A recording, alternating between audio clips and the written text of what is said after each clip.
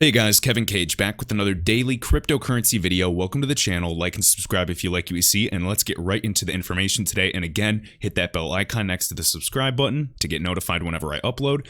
Remember, these videos are one take, uncut, take it or leave it. And again, thank you for all the support. So, Zero Hedge article right here. Goodbye middle class. 50% of American workers make less than $33,000 per year. So statistically right here, about 10% of all American workers are making $100,000 or more a year, but most of these are high-paying jobs concentrated in the major cities along the east and west coast. Now keep in mind, of course, there's a very high standard of living in these areas, but again, for a lot of the country, there's not the same degree of opportunity as well. Granted, it is cheaper to live there in some cases, but again, the ground floor is still rising. As we can see here, 33% of all American workers made less than $20,000 last year, 46% made less than $30,000, 58% made less than $40,000, and 67% of all Americans made less than $50,000. Something to take into account again right here is, let's see, 50% of Americans made less than $32,000, or almost, just under $33,000. But again, for a middle class, that's extremely difficult, guys. This is just $2,700 a month. And keep in mind, this is before taxes. That is very hard to take care of yourselves, or at least, live a life, especially if you have children or children on the way. And the majority of people, at least college students or recent graduates, are in debt as well. There's not a high level of financial IQ with young people. They're going to car dealerships and getting some $30,000 car, paying $500 to $600 a month for it because they don't know any better. They're consuming. They're not creating.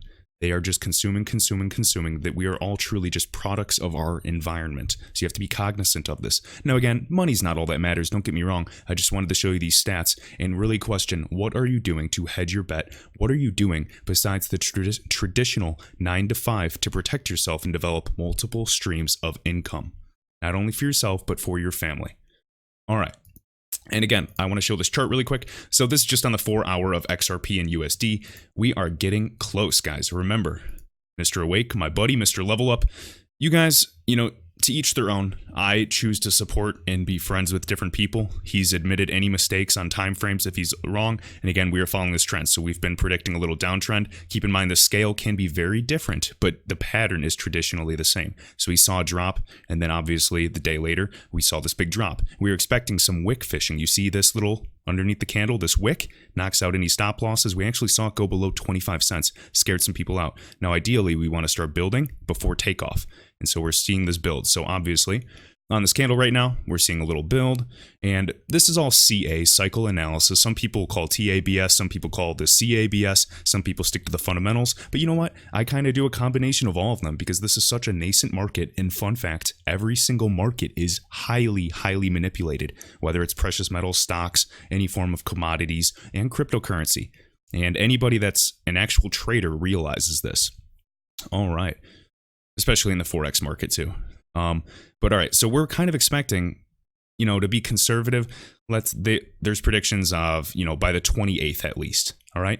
My prediction, we could see it very soon. I mean, if not, in the next day or two. And I hate when I keep saying that and extending the time frame. But again, things are on scale here. It's a different scale and things change. So none of this is financial advice, guys. Always do your own research. I just want to show you this. And remember that one quote by Aristotle. I'm going to butcher it, but it's something along the lines of, only, intelligent minds can take an idea and entertain the thought without fully accepting it. So I do like to tickle different ideas and come to my own decisions and conclusions. All right. I take everything with a grain of salt. Please, please, please do not take everything I say is, guaranteed, because it's not. If that were the case, I would be a lot wealthier. All right. Next, this is I Am Legion here, one of the great researchers, and then XRP Neo as well. So these guys have been around for a while, and basically just talking about the Corda Settler integration with ILP Interledger Protocol. Down here, this is David Rutter, CEO of R3. And this is really interesting. So this is actually a link with Bob Way and Alex Cobb of the XRP community. Now, Bob Way, for those of you that do not know, he was one of the first 5 or 10 Ripple employees ever. And he did a live stream a while back with Alex Cobb. It was awesome. Literally go watch it if you have not seen it yet. And basically, he's discussing the Corda Settler and Interledger Protocol to synchronize all forms of settlement, atomic settlement. And obviously, this has the highest level of efficiency efficiency, the smallest failure rate, and really, atomic settlement, it moves atomically. So if and only if certain conditions are met. And what this is really regarding is not just moving money for money. This is exchanging all forms of value. So this is way beyond just moving money like we do today. This is talking about moving stuff, things that are valuable, whether that is, gold, properties, everything that can be tokenized in the future, cars, whatever you decide has value. And they can settle that value basically with anything that's not money against money. So we don't care what the money is as long as it is synchronized over the Interledger protocol. Corda, the Corda Settler application, ran by R3, they will not care. Again, XRP is the first settlement mechanism and is obviously the fastest, most efficient, has the most liquidity available today, and it's believed. And of course, even down here, let me see. Right here, this clip, literally Stephen Thomas, now he left, former CTO of Ripple, left to work on Coil for web monetization on the XRP ledger. And then Chris Larson, of course, one of the founding investors of Ripple, and especially with XRP, of course. And they're talking and saying IOP and XRP, they are the secret sauce, the deadly combination together. Now, keep in mind, with Interledger protocol, and we're talking Corda, the Corda Settler, we're talking R3, they're going to pick the most efficient and fastest asset. And keep in mind, XRP was named, and I know I've said this, the first settlement mechanism chosen. Now, the funny thing is, and I've seen this as well, they talk about other cryptocurrencies and other forms of value being able to be put on the Corda Settler, but why have they not named them? Why have they actually just made it a thing to name XRP specifically? Now, keep in mind, this is repetition for a lot of you in the community, but it needs to be said for all the newcomers. There was a lawsuit a while back with Ripple and then R3. R3 is a banking consortium of some of the 300 largest FIs and central banks in the world. And they're focused on trade finance, whereas Ripple right now is really just focused on cross-border payments and remittance. So trade finance, for those of you that do not know, is huge, like thousands of times bigger in terms of the potential market. And there was a lawsuit between them. I guess Ripple back in the day, several years ago, promised them 5 billion XRP at a discounted rate. R3 didn't really accept it. Then they came back and wanted it, and they're negotiating terms. So there's this big old lawsuit, and they came to basically an agreement, but we're not sure how much XRP was given to them. If it was the full 5 billion, even if it was half, that's a substantial amount of the supply. Therefore, they do have a vested interest in the success of the XRP ecosystem. It's clearly in their best interest to foster the strongest, healthiest, robust, and the longest lasting ecosystem for their own pockets, of course, and for the best performance as an asset. XRP specifically has the most intelligent consensus mechanism there is. All right, and keep in mind with the concept of network effects, as I've been repeating like clockwork, network effects, the more people on, especially if we get 2 central banks on this, it is going to bring the flock, not only to compete, but it's actually allowing them all to just go in an ecosystem, a permissionless, trustless ecosystem. They don't want to just use some stable coin because that stable coin is still going to be owned by somebody, and then you trust them. And I'll go into more depth and detail if I need to, guys, in other videos, but be sure to check out my cryptocurrency playlist on my YouTube channel. All right. Whew. All right, right here, XRP Neo, just to get it taste of this. So keep in mind, cross-border payments overall is $155 trillion. Now remittance, this is a small piece of the pie that Ripple's going after, is $689 billion. This figure was from 2018. Now per day, we can say about $1.89 billion. Now, obviously, that's nothing. I know, granted, we're at what, 2 million, if not more some days per day with XRP usage, with MoneyGram and some other corridors with CoinsPH and Bitso, these exchanges. Guys, we are just getting ramped up. Remember, Brianne Madigan, time and time again, of Ripple has said that we'll scale up to 10 million a day, then to 100 million a day, etc. Obviously, they're going. The CEO of MoneyGram, Alex Holmes, literally called Brad Garlinghouse, CEO of Ripple, demanding to, quicken this up. Let's go, speed it up. We're ready to onboard everything. But Brad Garlinghouse, obviously, like the politically correct CEO that he is, says, well, we need to make sure we're compliant. We need to make sure everything is fine-tuned and locked and loaded and guaranteed. Because when you're moving billions of dollars, obviously, you have to cross your T's and dot your I's. Now, the daily foreign exchange volume obviously is well over $5 trillion per day. If not, it might even be growing with all the quantitative easing in the system.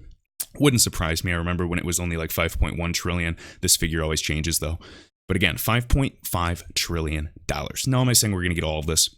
Who knows? But let's even just imagine 0.1% of this. And again, divided by 1.89 billion. compared to the remittance that they're going after of just remittance. And this is not talking about even business to business cross-border payments, which is huge as well. This is 2,910 times larger than remittance. All right. Okay. Right here, Red Crypto Bull, stock up on crypto. Stock, and now we're talking about gold, silver, and precious metals, hedging your bet. Of course, it had to reload there. And anyways, after the 2020 US federal election, it'll be a financial crisis. Now, this isn't guaranteed, guys. This is just his opinion, but I did like this chart really quick. So, of course, we see the dot-com bubble. We see the housing crash of 08. And then this major banking failure. Obviously, this is going to happen. We're running ourselves into the ground. They're doing the same thing that we did during this housing crash, times like 100 in terms of the quantitative easing and all this money that the Fed is artificially pumping into the system. We're going to see an all-time high for stocks before it gets really bad. I am not trying to short this market. I'm not going to time it. I'm not playing with this. So right here, this major banking failure, I'm just calling this the everything bubble. Prepare yourself. And I'm not doing this to scare you guys. If you don't, want to get into cryptocurrency, that's fine. But I do want you to be well protected and prepared for what could potentially come. Better safe than sorry. And at least just do your own research. If I can point you in the right direction to at least do your own research and double check and make sure that you're protected, or even just learn something new in terms of finance, then my job is done.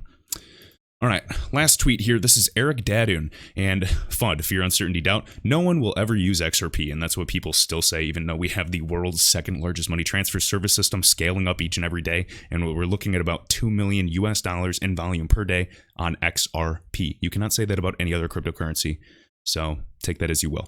But anyways, MoneyGram, hold my beer. I thought that was funny. But basically, on the liquidity index on Bitso, which is the Mexican exchange partner for them for liquidity, and it's XRP and obviously the Mexican peso, latest value surpasses 3 million XRP. Now, this is a few days ago. This was on the 21st. This is old news, but I just wanted to show you this chart when XRapid launched last year of 2018, and we see this explosive growth in Q4, just as MoneyGram specifically said they will be onboarding and speeding it up. Even in Q1 of 2020, they were planning to launch massively.